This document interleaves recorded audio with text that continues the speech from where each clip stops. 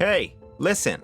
It's the 1950s, famously known for Elvis Presley, polio vaccines, the Cuban Revolution, the launch of Sputnik 1, regularly occurring events of racial segregation, and the Korean War. Oh, and did we mention exotic red alien women, War of the Worlds, UFOs, and Jackie Robinson killing the out of Cthulhu? Welcome to Lovecraft Country, where the monsters don't necessarily have fangs, claws, or come from another cosmic realm.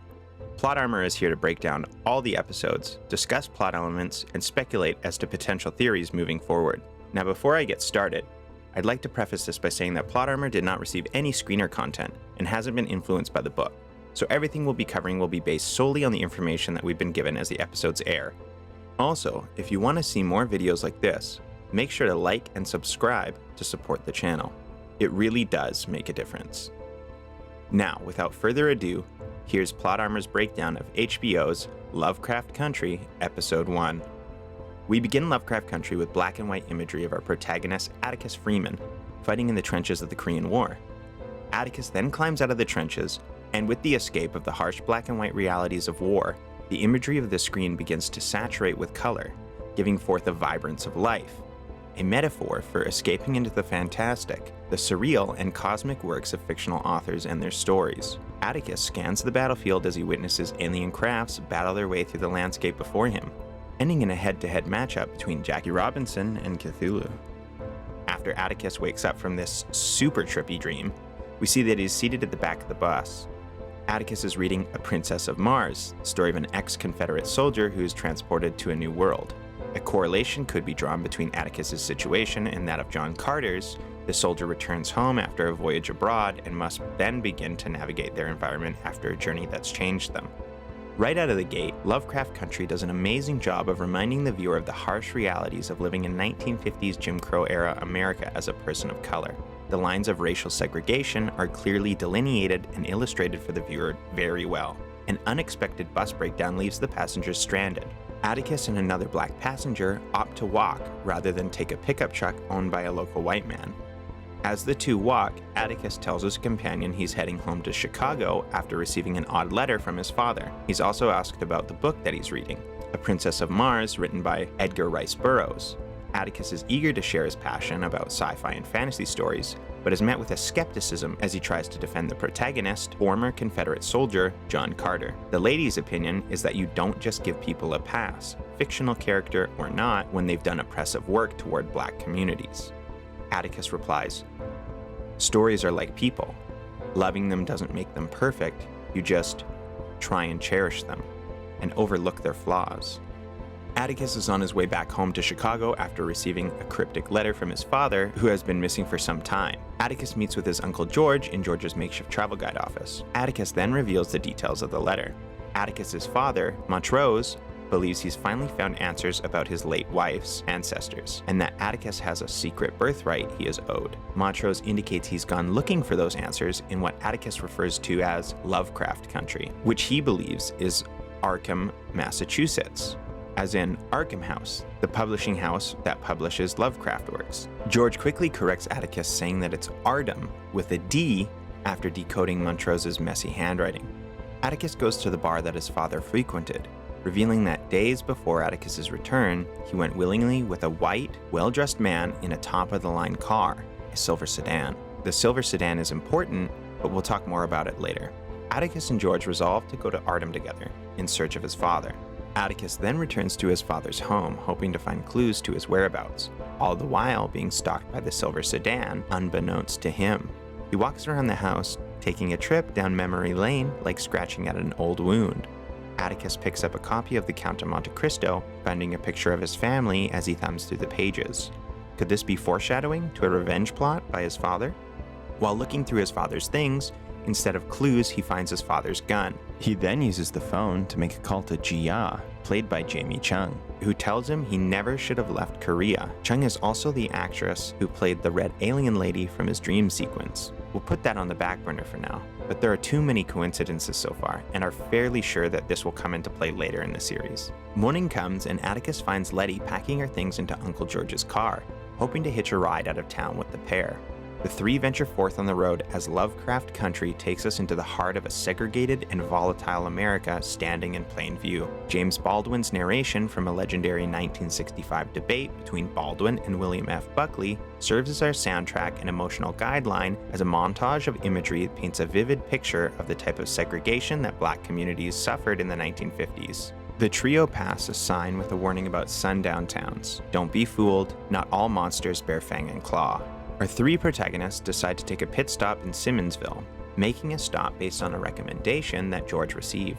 The restaurant that George was suggested now has a different sign out front, and when the group goes in to sit, discovers that it's now under white ownership, not Black ownership, as George had assured. George shrugs this off and debates with the other two that they have every right to sit down and get a hot meal. Letty goes to the washroom while George looks at the menu, and Atticus takes in the interior of the building, the whitewashed walls clicking something in his mind into place. Atticus asks, "Uncle George, remind me why the White House is white." With the realization that the ownership of the restaurant didn't change peacefully, it's more likely that the previous Black owners were run out of town, or possibly worse, while the business was burned. A floor tile slides underfoot, revealing burnt floor, which confirms Atticus's suspicion. Letty rushes out from the back after hearing a conversation with the white owners, and a heated car chase ensues out of Simmonsville. The stalking silver sedan pulls into frame, wedging itself between the two cars before making a quick drift stop and crushing the truck of the pursuers mysteriously. I mean, come on, this thing didn't even get close before looking like it hit a huge barricade. A young woman, played by actress Abby Lee, gets out and watches them drive off. IMDb lists Abby Lee's character as Christina Braithwaite, which begs the question, what does Christina Braithwaite want with our three protagonists? What possible reason could she have for saving them? Is she looking out for them? Let me know what you think in the comments below. George, Letty, and Atticus make it to Letty's brother's house. Marvin has access to records about Artem and a neighboring town, Bideford. George points out that there are no safe places for them to stop should trouble arise. This is important. Marvin shares information regarding Bideford's local sheriff, Eustace Hunt, a monster in his own right. As the night lingers, the group open old wounds with each other. Inside the house, Letty and Marvin argue, while outside the house, George and Atticus begin talking about their past. Atticus tells his uncle about the last time he was with his father and how the two of them got into a physical fight over Atticus enlisting in the army. It's clear there is more to Atticus and his father's final encounter than what Atticus lets on. In the morning, George, Letty, and Atticus make the final push to Artem. They quickly get lost in the woods between Artem and Bideford, looking for a road that isn't there. They pull over to look for any signs of an overgrown road. Letty is spooked by something that chitters and rustles the leaves in the forest. Atticus jokingly says that it's a shoggoth. Atticus explains to a confused Letty what a shoggoth is, as the aforementioned sheriff rolls into view of the camera behind our protagonists. It's a monster from one of Lovecraft's stories, a massive bubble blob with hundreds of eyes. But it's the monsters that we don't see that can cause us the most harm. For all the knowledge that Atticus has on the cosmic horrors of H.P. Lovecraft's work, it's the sheriff and his motives that are the most horrific thing we see in the shot. After a tense exchange between the trio and the sheriff, who reveals the entire county is a sundown county, Atticus and the trio drive as quickly as possible to get out. They make it just in the nick of time out of the county lines, and just as we think to catch our breath, they're arrested by Hunt's men on the other side of the county line and led into the woods. Before Hunt and his deputies resort to violence, a Lovecraftian creature known as a shoggoth leaps out to attack, taking off the arm of a deputy and sending the group scattering. Atticus and Letty take shelter in an abandoned cabin with Hunt and one of the deputies. George, who played Possum until the coast was clear, takes the flashlight off the severed arm and finds his way to the abandoned cabin.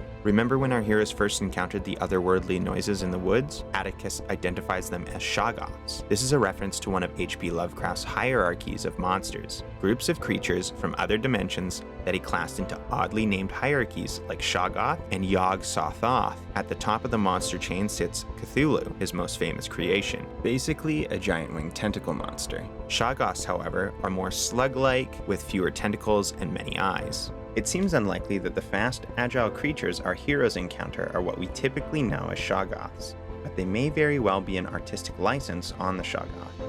Atticus notes after George recites it, "The children of the night, what music they make," is one of the most famous quotes from Bram Stoker's 1897 vampire novel, Dracula.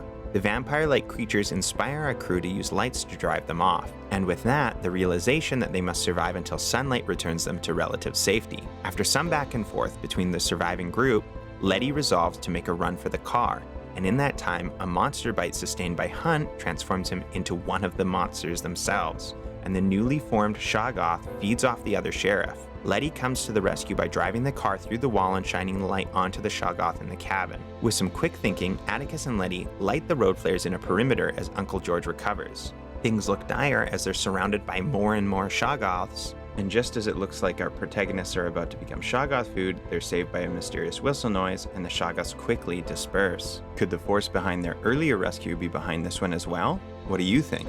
George, Letty, and Atticus manage to make it out of the woods in the morning. Albeit bloodied, they're in one piece. They make their way into Artem and up to a sprawling mansion. There, they pass the silver sedan in the driveway that helped them before during the car chase sequence. At the front door, they're met by a young man who welcomes Atticus home and leaves the group thoroughly confused. Cut to black, and that ends the first episode of Lovecraft Country. So many questions raised by the first episode, and I'm so excited for episode 2. Is Atticus's father at the mansion? Who else calls this mansion home? What is Atticus's secret birthright? What other monsters should we expect? And in the meantime, tell me what you think. Are there any plot lines that we missed? What would you like to see happen in the rest of the season? Let's discuss in the comments below. Thank you so much for watching. If you enjoyed this video, please consider liking it and subscribing to the channel. If you want to get notified every time we drop a new video, hit that little bell down below. And that way you're going to be up to date on all the newest theories, news, and rumors. That's going to wrap up this episode recap of Lovecraft Country. This is Plot Armor, that's it for this video, and I'll see you in the next one.